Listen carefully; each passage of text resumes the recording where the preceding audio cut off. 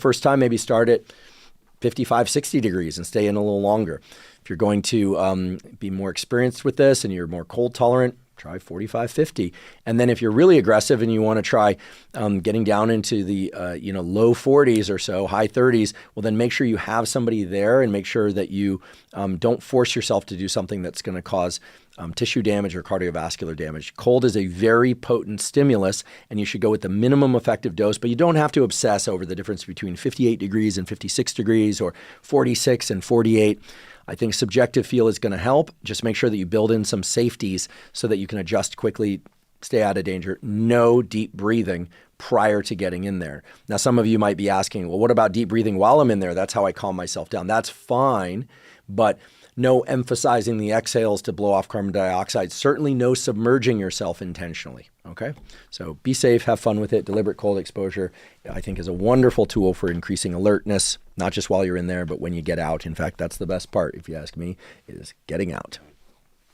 All right, next question is from Katie. It's about self-motivation. Do you have any suggestions or steps to self-motivate to start a new routine? I do.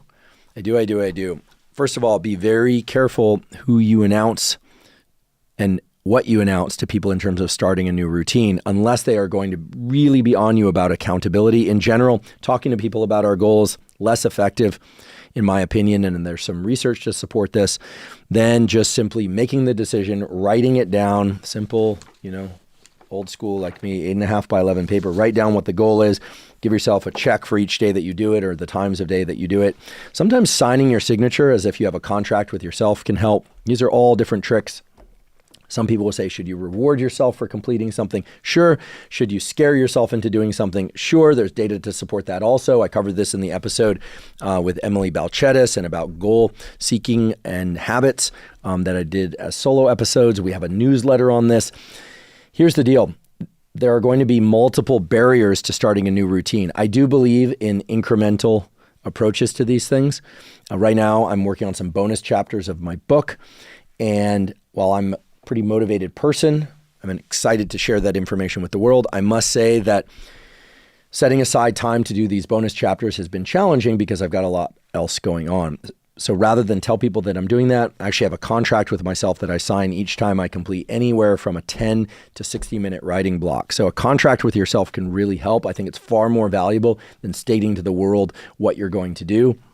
I don't know why that tends to work, but we know why stating to the world what you're going to do often wears off, because typically, and this reflects both good and bad things about human behavior and psychology, typically people will support you by saying, great, you're going to do great, the book's going to be great, or your new exercise program is going to be great, and they're just supporting you. And that support turns out to be sufficient to create this mindset like that you could do it at any point, or you've got the support you need. Sometimes a little bit of additional friction, what Tim Ferriss would call fear setting, is a good idea. You think about worst outcomes if you don't do the thing. But let's face it, you can't lie to yourself and believe it. So if you know that not doing the thing isn't going to markedly change your life for the worse, well, in that case, you need some additional support. You need some additional motivation. So you could use all sorts of tools and protocols like a cold shower to increase epinephrine, adrenaline, and dopamine and get more motivated and then do something. You could, and I think this is probably the best tool anyone could apply, which would be to put away your phone, turn it off, put it in the other room. I now have a box for my phone that I've dedicated to keeping my phone in when I'm busy doing other types of work, for which the presence of the phone would be an intrusion. It would limit my work output. I do think that the contract with self is going to be the best way. You say, I am going to do 30 minutes of whatever, resistance training 3 times a week, and then you're going to sign off by the end of the week. And when you complete each one, that's your reward to yourself, that you were accountable. There's no external reward. Why do I say this? The work itself should become the reward. We know this from all the work on growth mindset that we've talked about, Carol Dweck's wonderful work and David Yeager's wonderful work. He was a guest on the podcast. I've done solo episodes about their work about growth mindset, that ultimately the work becoming the reward is how you're going to sustain motivation over time. So when you sign off that you did the work and that's the reward, well, then there's this kind of cyclical relationship between what you've promised yourself you would do, what you did, and rewarding yourself for the work. No additional external reward. The work becomes the reward. So I like the idea of being a bit of what we would call closed loop system. on motivation rather than going out and seeking excessive support from others. And I say this not to isolate. I encourage healthy relationships, etc. But if we start seeking external validation or pressure in order to do what we know we want to do or would love to be able to do without external support, we limit ourselves. And when that support isn't there, we tend to be far less productive and move toward our goals far less well. So it's an internal process of reshaping your psychology. There's also some deeper psychology around this stuff of, agency and what you feel you deserve. You deserve, I'll tell you this because I believe everyone deserves to be able to better themselves through these kinds of self-directed actions. And I also like the idea of a closed loop because you can be really honest with yourself at the end of a week. Did you do your 3 sessions? Did you sign off 3 times? Keeping some of that reward system and validation internal really helps you become stronger also to be able to support other people if they need your support. Whereas if you have a committee of people that you rely on, that you need to hear from, you need their support in order to be motivated. While that can be great, coaches can be great and support systems are wonderful, I don't think it's nearly as effective as being your own committee. Your own chair and secretary in this case, and member of your own committee. And then, of course, seek social support and reinforcement for other areas of your life that you need and be a source of social support, but also encourage people to be in this kind of cyclical loop of motivation and to really impart the principles of growth mindset, which is really what we're talking about. Make the effort the reward. Okay. I'm going to take a sip of tea here. Lou asks, what can you do if you're not getting enough rapid eye movement sleep? What are the consequences? Okay, so to remind everybody, rapid eye movement sleep is more enriched towards the end of the night. It differs from slow wave sleep or deep sleep. It tends to be dream-rich sleep. The dreams tend to be more elaborate. You also dream during deep sleep, during slow wave sleep. But your dreams are far more emotionally laden during rapid eye movement sleep, more vivid, etc. And rapid eye movement sleep is associated with learning. So getting enough rapid eye movement sleep, especially on the first night after trying to learn something, is important. Rapid eye movement sleep is also important for removing the emotional load of previous day and previous days' experiences. So it's its own form of trauma therapy. During rapid eye movement sleep, your body is essentially incapable of releasing adrenaline. So you can have these very intense emotional experiences in your mind without adrenaline in your body. You're actually paralyzed during rapid eye movement sleep. It's a healthy paralysis, sleep atonia it's called. How do you get more REM sleep? Well, one of the best ways to get more REM sleep is to simply add anywhere from 10 minutes to 30 minutes to your sleep schedule, adding that 10 to 30 minutes in the morning. Most people can't do that, however. Another way to increase the amount of rapid eye movement sleep that you get is to get a bigger surge of epinephrine, of adrenaline in the early day prior to that sleep. So this is a great reason to do deliberate cold exposure in your shower in the morning. You could also get it through exercise.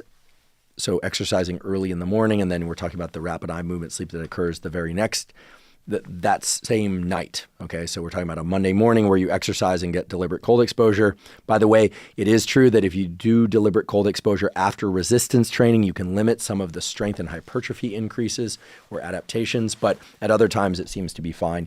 And there is zero evidence that taking a cold shower after resistance training is going to limit strength or hypertrophy adaptation. So you don't have to be too paranoid about deliberate cold exposure. In fact, I think the best recommendation I can make about deliberate cold exposure is neither be too paranoid nor too obsessive about it. So spiking your adrenaline a bit in the early part of the day with exercise and or deliberate cold exposure can help get more rapid eye movement sleep later that night. Sleeping in a bit, even 10 minutes more, going back to sleep. This is a case for hitting the snooze. You go back to sleep, maybe even 2 or 3 times. Of course, better to just sleep the whole way through until maximum long night is achieved, long night of sleep, that is. If you wake up and you're not rested enough, or if you're looking at your sleep score and you don't see enough rapid eye movement sleep, the other thing you can do is a non-sleep deep rest protocol, which, by the way, Matt Walker's laboratory and I are gearing up to do some studies on non-sleep deep rest and how it impacts the brain specifically, and this has been done in other studies, but not with modern methods in a while. So we're excited about that.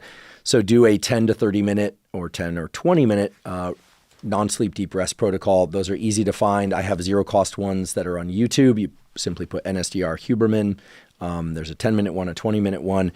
We have them in Spotify format. There's actually a link on the HubermanLab.com webpage that links out to audio format so that you don't have to go onto YouTube. If you don't want to do that, you can download that script from Spotify, and that way you have it in your phone. You don't need to even have internet access. So if you're camping or you're out of internet access, you can still do that non-sleep deep rest. And then if you prefer a female voice, Kelly Boys, Boys, has some wonderful NSDR and Yoga Nidra scripts on YouTube and has her own, she also is on the Waking Up app doing NSDR and Yoga Nidra.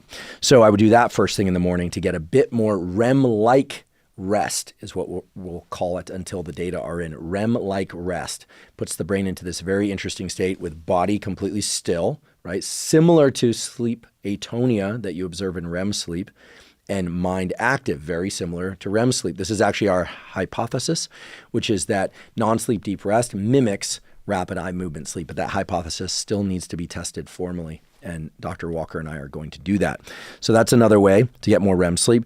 The other way, and this is kind of a tongue-in-cheek answer, is if you don't get enough REM sleep on one night, you can be sure that if you allow yourself sufficient sleep the next night, you'll get more REM sleep than you normally would anyway, had you slept well the previous night. What does all that mean? It means that there's something called the REM sleep rebound.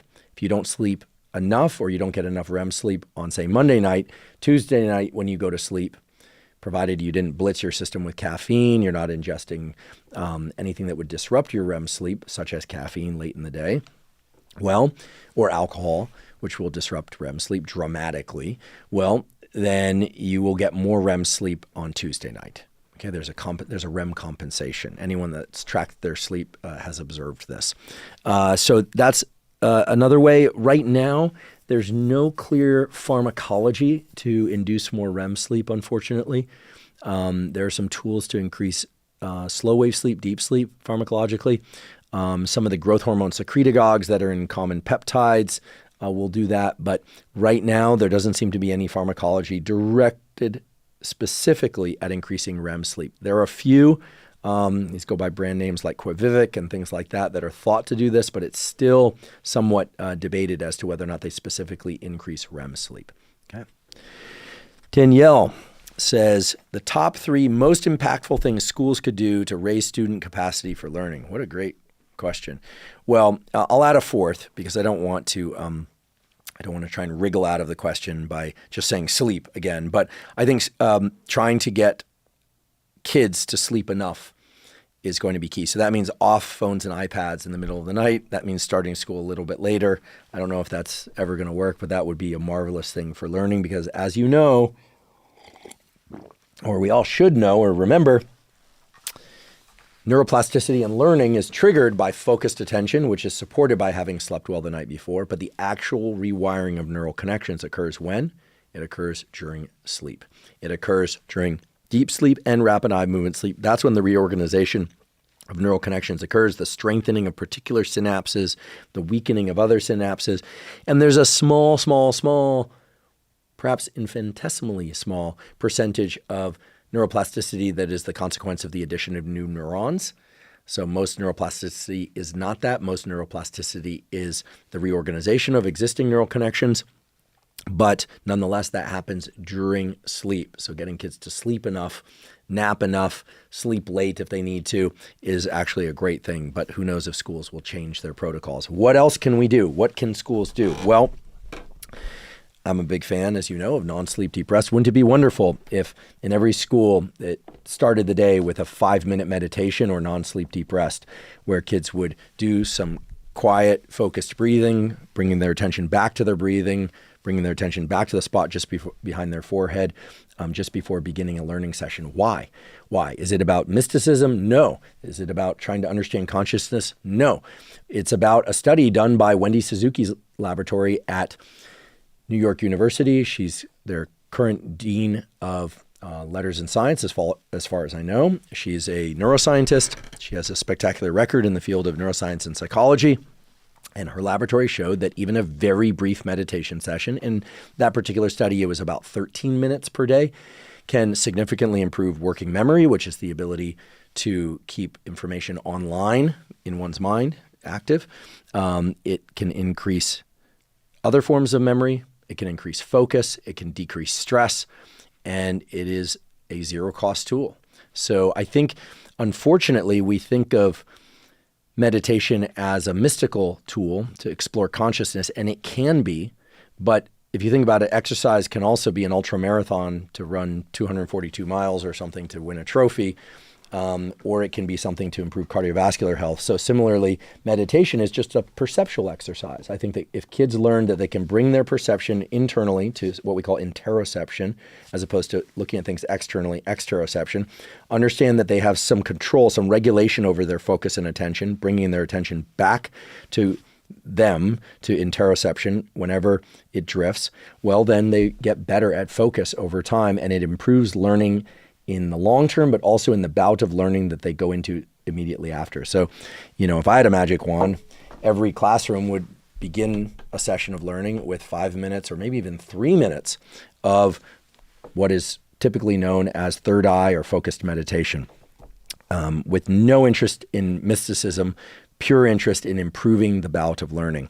I think another thing that schools should include to increase capacity for learning is they should include micro gaps. So we know that if you take gaps in information delivery, so for instance, if I were to just pause now and then continue, so it seems like kind of an odd interruption, and then every once in a while at random introduce a short 10-second pause or so, what do we know happens? We know, based on now a number of different really high quality papers that have looked at musical learning, mathematical learning, concept learning, physical skill learning, that those little micro gaps allow for very rapid replay of the information that's relevant, for whatever reason, in reverse, in the brain very quickly within the hippocampus and the neocortex areas of the brain, critical for encoding and storage of memories. And these little micro gaps and the rapid replay of the information one is trying to learn at 20 to 30 times the normal rate increases the number of repetitions. You're basically getting 30 repetitions for doing nothing. This is exactly what happens in what? In rapid eye movement sleep. When you learn something, like maybe you learned something today in our discussion thus far, and you go to sleep at night, there's a very strong chance that if we were to record from your brain, we would see that the same areas of your brain that were active during specific portions of this discussion, which arguably is more of a lecture than a discussion, but those brain areas would repeat at 20 to 30 times speed within a very compressed time. And then you'd go back to a different pattern of brain activity. What is going on? Well, in rapid eye movement sleep, the brain is rehearsing. It's generating repetitions of certain forms of behavior and certain forms of learning of cognitive information. At high speed, you're generating more repetitions, and this is critical for the learning process. We know this from animal studies. We now know this from human studies as well. So if in the classroom, teachers would just say, okay, we just finished discussing, the cell cycle or the Krebs cycle. Now let's take a moment.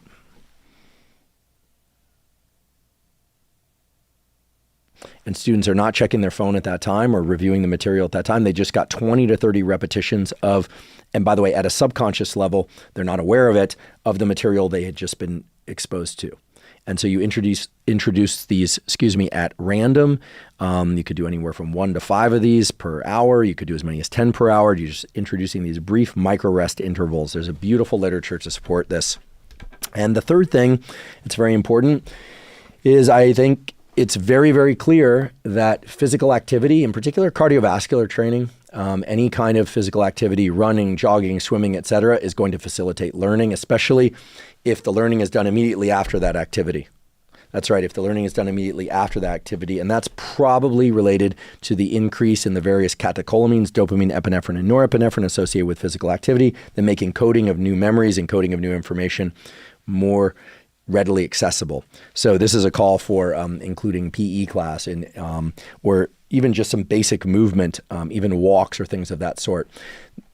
We can look at this through the other lens and say, what are the worst things for learning? Terrible sleep, being delivered information like through a fire hose with no pauses. And forgive me if from time to time I tend to do that. Maybe I should start introducing microgaps into the podcast, but you can always just pause it, go back to it. I feel like real life provides that. There is the strong incentive for including some physical movement each day. And then I suppose if we were going to include another one, we'd say that kids and teachers should have a discussion about optimal learning protocols. They should understand where their thresholds are after which their attention falls off. There's really no point in trying to learn information if you're not focused on what you're trying to learn. And then there's a whole discussion to be had about caffeine. There's a whole discussion to be had about nutrition as it relates to maintaining alertness throughout the day. Anyone that's ever gone into a lecture on a college campus or a high school or elementary school, even after lunch, you'll see that people's brains are just kind of idling there in the background. It's the rare student that's wrapped with attention, even after a big lunch, even after running around outside. So structuring of the day properly is essential. And of course, get that sleep at night. Okay. Alec, could you share your thoughts on how Shilajit might influence cognitive function and physical health, specifically its impacts to boost testosterone? I get a lot of questions about Shilajit. Shilajit is a mineral pitch from the Himalayas. There are a lot of fake versions out there, but the authentic versions are basically, this is stuff that basically they take soil and grasses and a bunch of things and they mash it down and they take the extract and they create this stuff called Shilajit, which sometimes is sold as a thick paste, kind of a tar-like paste. Sometimes it's in capsules. What do we know about Shilajit? Shilajit contains minerals that are thought to augment some hormone pathways. And that's why people have argued, and it's marketed, that Shilajit increases vitality. It's been argued that Shilajit can increase testosterone, maybe estrogen as well. There are actually a few studies on this that are covered at examine.com. I'm going to bring up one just now. This we can induce a little gap effect here if there's a pause.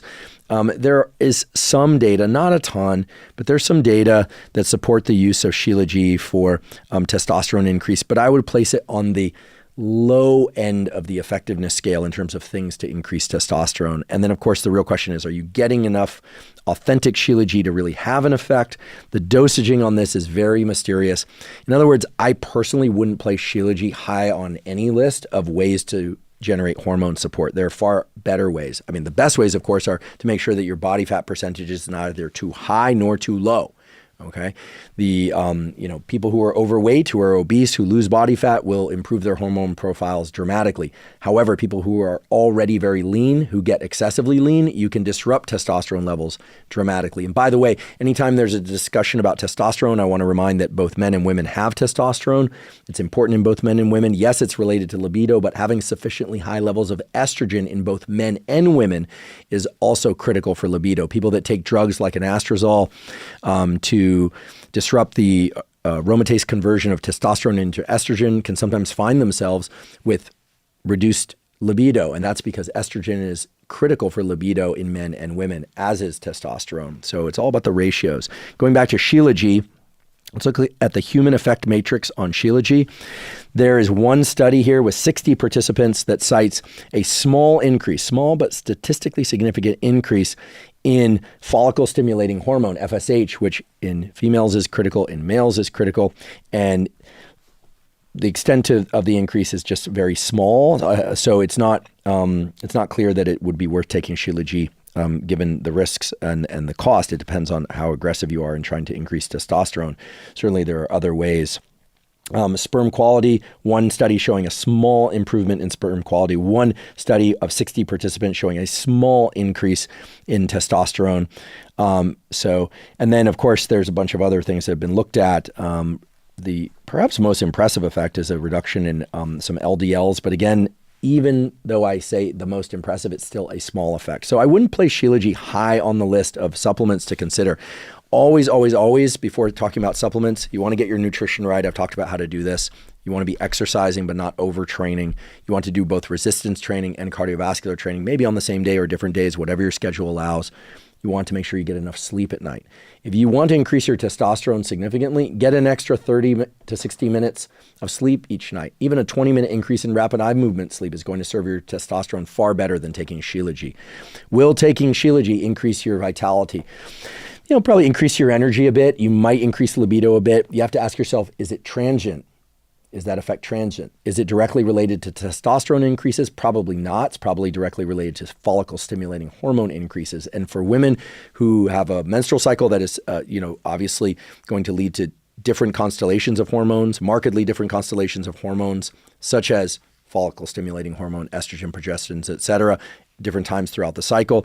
Taking something like Shilajit, because it can stimulate FSH release, can potentially disrupt that. If you're a male who's doing everything else, like you're exercising, you're sleeping well, your nutrition is locked in, you are taking creatine and fish oil, you're taking care of your gut microbiome, and you want to experiment with Shilajit, well, by all means, find a reliable source of Shilajit. They are out there. Just look for one that has some testing for authenticity, and then you're likely to be able to see within about a week or so if it leads to a significant increase in vitality, libido, whatever it is that you're seeking. But I wouldn't place Shilajit high on the list of things to pursue. And I will also say, having tried Shilajit, it's pretty messy. It's hard to get the dosaging right in the tar form. The capsules make it a little bit easier. If you wanted to explore other ways to augment testosterone that have a bit more data to support them, I would say things like Tonga Ali, which may have its effects on increasing libido in both men and women by virtue of increasing testosterone, or maybe free testosterone. More likely, it's an increase in luteinizing hormone in that case, which is upstream of testosterone. So this can all get into some pretty extended discussions about biochemical pathways and hormone pathways. I did this on the episode about optimizing testosterone and estrogen as a solo episode that I also covered with Dr. Kyle Gillette and with Dr. Peter Attia. By the way, if you go to hubermanlab.com and you put in any combination of search items, if you put, for instance, Shilajit testosterone, it will take you to the timestamp that covers that. If you put Tonga Ali testosterone or libido Tonga Ali, it will take you to the timestamps across different episodes, directly to those timestamps, so that you don't have to listen to entire episodes or go searching for this information. It's all there. We also have an AI engine at hubermanlab.com that allows you to do searches on this sort of thing. But of course, I'm happy to talk to you about it as well. I'm delighted to. So again, if you have the budget and you're somebody who likes to experiment, maybe Shilajit is the right thing for you. Find a good brand. It shouldn't be hard to distinguish the real brands. They always have a label of authentication on there. And if you're going to already be doing everything else right behaviorally, and you want to explore supplementation for improving testosterone, vitality, et cetera, then I would say don't start with Shilajit. You'd probably be best off starting with something like Tonga Ali, maybe Fedogia. I've talked about these things previously. Okay. Let's see. Two questions popped up in front of me, so I'll just take the first one. Alexander, I like the way you spell your name, Alexander. It's unusual. I dig it. What has your process been for the writing of your book? Slow. I have a saying that I say in my lab, or that I have said for many years in doing science, when I was a graduate student, a postdoc, and then in my lab. And by the way, because sometimes people ask about this, I still have research funds for human studies. I closed my animal lab, focusing mainly on teaching, which I'll be doing again this year. I'm teaching in the spring, maybe in the winter as well, to undergraduates. And I may get re-involved in some human clinical studies on vision, an area that I've loved for many years. But in any case, there's a saying that I always would reiterate to my students and postdocs, which is, I go as fast as I carefully can. Okay, so I believe in a sense of urgency. I like to sit down to write and think, okay, I'm going to go as fast as I carefully can.